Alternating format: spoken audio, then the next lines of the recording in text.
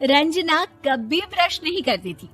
उसे कितनी बार उसके माँ बाप ने डांटा, लेकिन उसका कोई असर उस पर होता ही नहीं था, जिस कारण से उसके दांत पीले पीले हो जाते हैं।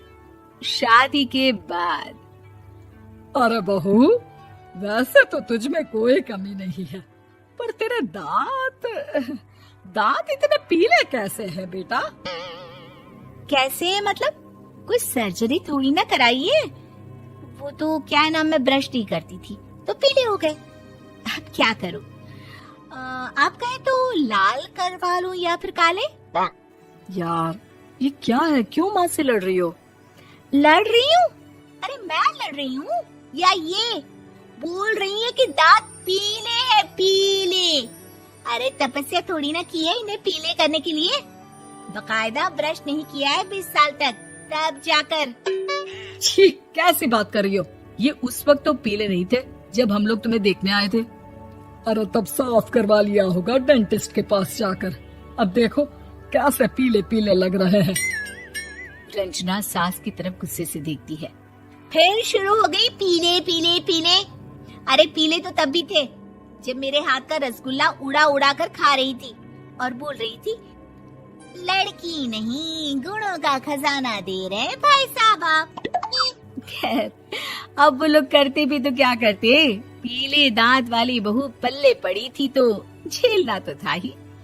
एक दिन कीर्तन में रंजना गाना गा रही थी। अरे कमला बहन, माँ का द्वार है, यहाँ तो सब शुद्ध होकर आते हैं, फिर अपनी बहू को ब्रश भी नहीं करवाती तुम। दूर से पीले पीले दांत भक्ति में बाधा उत्पन्न कर रहे हैं। अरे कोई 2 साल के बच्चे थोड़ी ना लेकर आई हूँ मैं बहू बनाकर। अच्छी खासी लड़की है, अरे कैसे करवाऊं ब्रश? ये तो उसे खुद करना चाहिए ना। अब माँ बाप तो इसके जैसे तैसे निपटा दिए, ये नहीं सोचा कि सास कैसे संभालेगी। सास बहू को लेकर घर आ जाती है, लेकिन सोच लेती है कि अब इसे लेकर कहीं नहीं जाएगी। अगले रोज बहू कहती है, अरे क्या हो गया, मंदिर नहीं जाना क्या? कीर्तन का वक्त हो रहा है। मेरी मधुर वाणी से कान्हा जी जागते हैं और सोते हैं। आप तो जानती है ना उनकी भक्ति में कितना मन लगता है मेरा।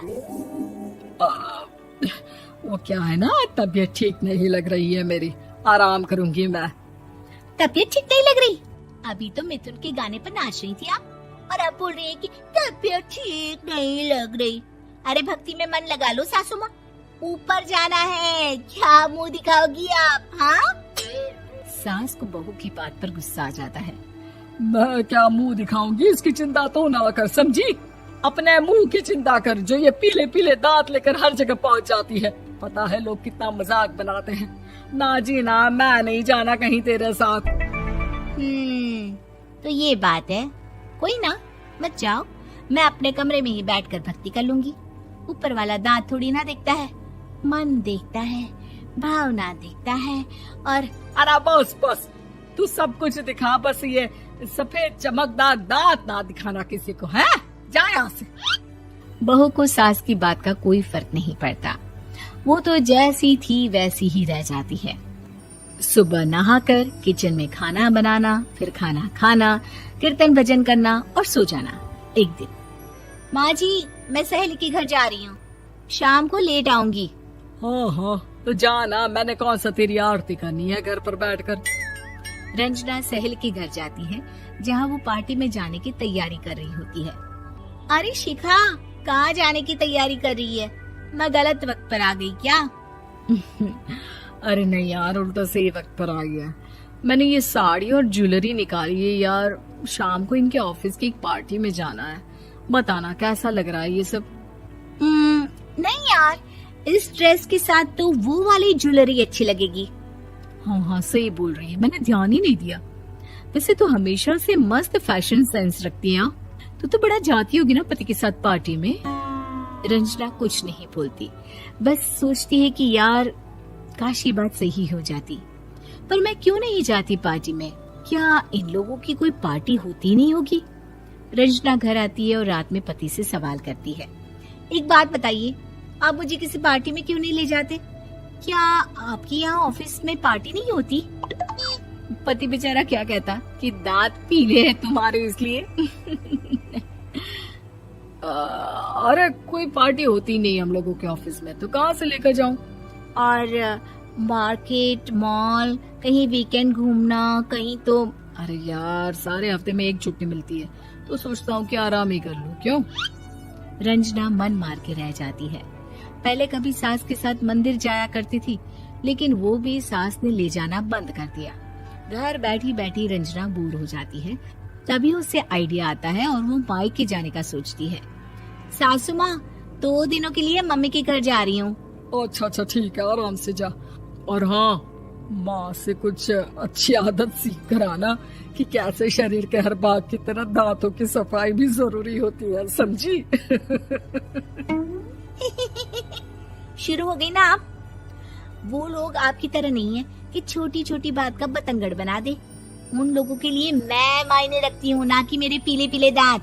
रंजना माँ को बिना बताए उन लोगों को सरप्राइज देती है, लेकिन जैसे ही वो दरवाजे पर पहुंचती है, अंदर देखती है कि घर वाले कहीं जा रहे होते हैं।